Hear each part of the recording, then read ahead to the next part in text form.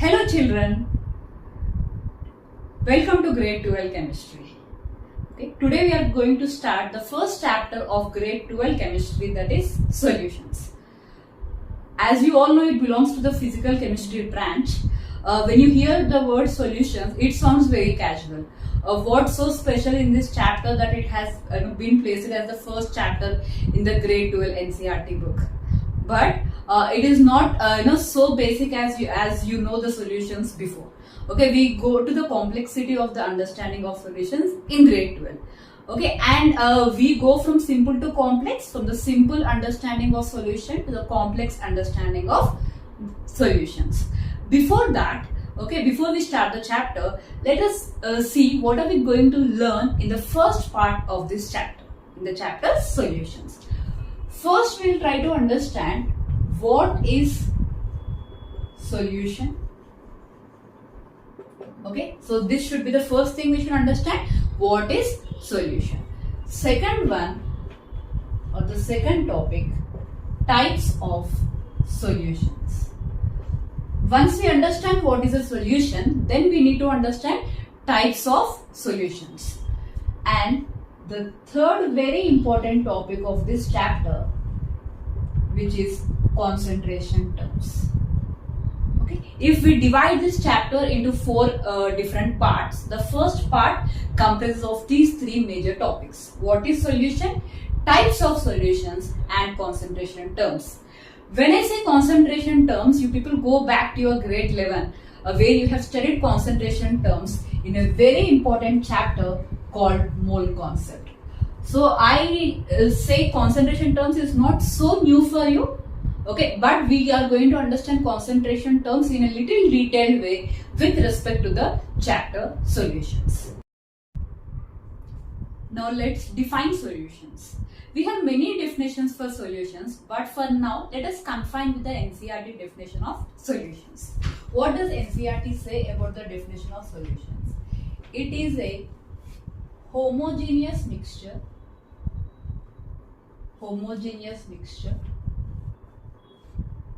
beyond the dimensions of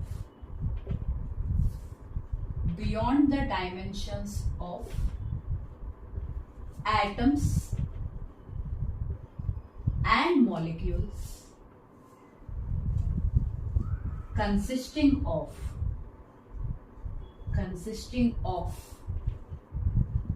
two or more components. Okay, this is the definition given in NCERT for the term solutions. Okay, I will again read it once. It is a homogeneous mixture beyond the dimensions of atoms and molecules, consisting of two or more components. Let us break this definition and try to understand each and every term of this definition. First, it says it is a homogeneous mixture. Now, when I say homogeneous mixture, you people have studied about the types of mixtures and everything in grade 9 of CBSE.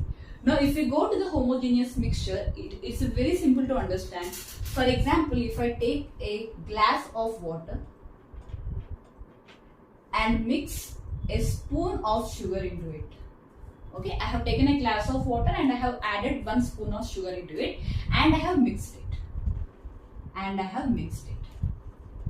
After mixing it thoroughly, now if I take a spoonful of this solution, okay, now I'll take a spoonful of this solution. Okay, now I can take spoonful of this solution from anywhere in the glass. I can take from the top portion, I can take from the bottom portion, I can take from the any part of the glass. If I take spoonful of this solution, the solution tastes the same.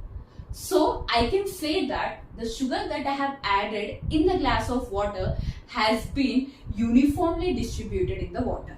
So I call this uniform distribution and a mixture in which the components are uniformly mixed and distributed. That kind of mixture, we call it as homogeneous mixture. Okay, that is what this term means. If you come to the next term, okay, beyond the dimensions of atoms and molecules. So we might get a thought, Okay, if we are talking about sugar and water, sugar has different atoms because sugar comprises of a different molecule. Water comprises of different molecule, is made of different molecule, and the molecule still has different atoms. You might be thinking that sugar has different size of atoms and molecules, water has different size of atoms and molecules. How can these atoms and molecules intermix with each other? Here, when you are talking about solutions, we are not talking at the atomic level. We are not talking at the atomic level mixing of particles. Okay, we are just talking about the superficial mixing and uniform mixing. But we don't talk about the mixing at the atomic level. We can't say that the carbon in the sugar comes and mixes with the hydrogen in the water. So we are not talking about that particle level of mixing. Okay, so here we need to mention it is a homogeneous mixture beyond the dimensions of atoms and molecules consisting of 2 or more components. The minimum components are 2, it can be more than 2. Now, depending on the number of components, let's classify solutions in further. Okay, so our first classification of solutions will be based on the number of components. Here I am again repeating, very important point, minimum number of components in a solution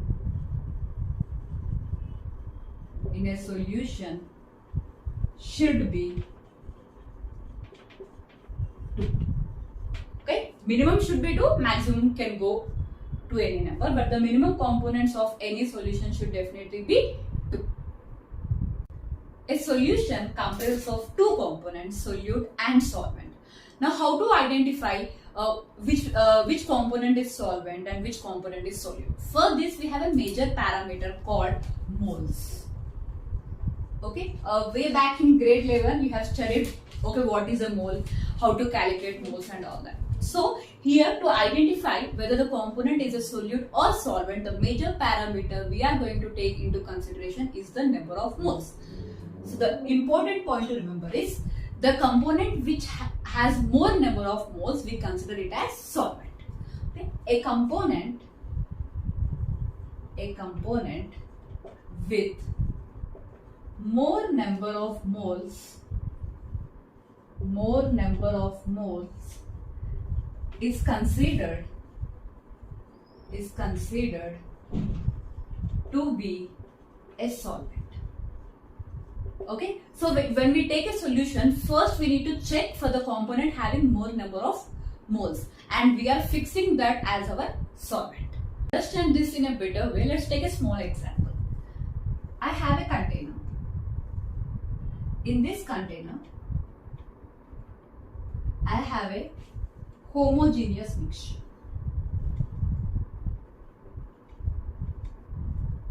This homogeneous mixture comprises of 10 moles water,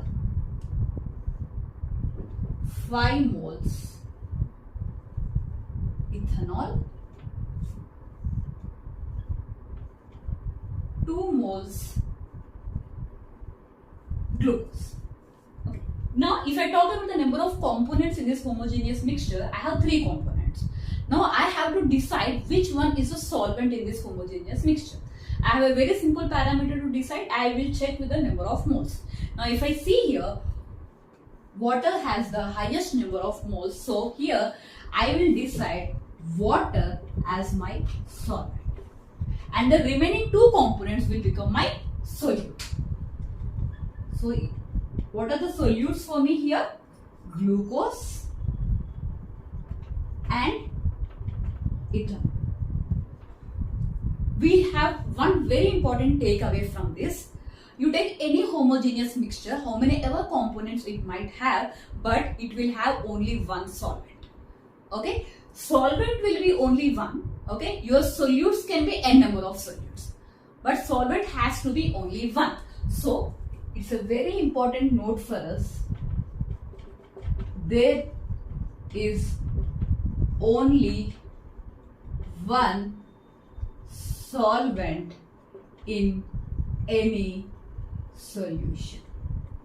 Any solution you take, there should be only one solvent, and number of solutes can be as many as possible, like how many you add. Okay, and how do you decide a solvent? The component which is there in the highest number of moles, we consider it to be our solvent.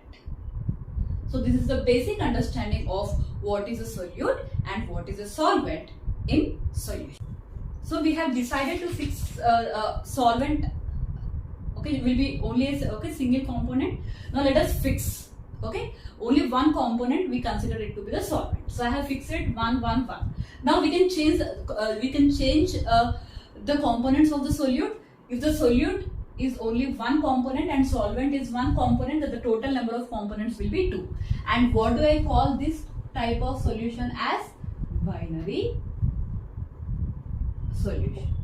Okay. If the number of components of solute is 2 and solvent as we fixed it, it is 1. Okay. Then the total number of components in the solution will be 3. Now that solution we call it as tertiary solution. Okay, solvent as we fixed the number of components of solvent to be 1. The number of components of solute here I am taking it as 3. So 3 plus 1 is equal to 4. What do they call a solution which has 4 components? We call it as quaternary solution. Okay. Now if you have any consider an exam, if they give solution, okay, should I take it as binary solution, tertiary solution or quaternary solution? If nothing is mentioned in the question, by default you will take it as a binary solution in the exam and do the question. Okay.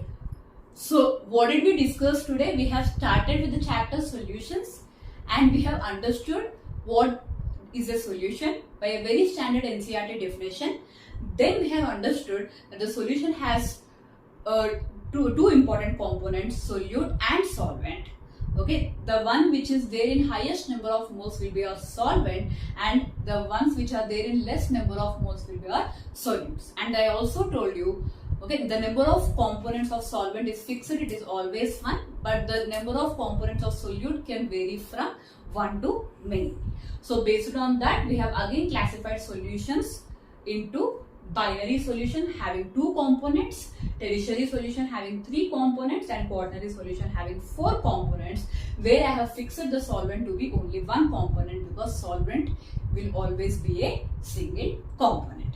So this is the basic understanding about our solutions, okay, and its components. In NCERT, he has given a very detailed table of different kinds of solutions, which is a very important table, and we are going to discuss that NCERT table in our next class. Thank you. Bye.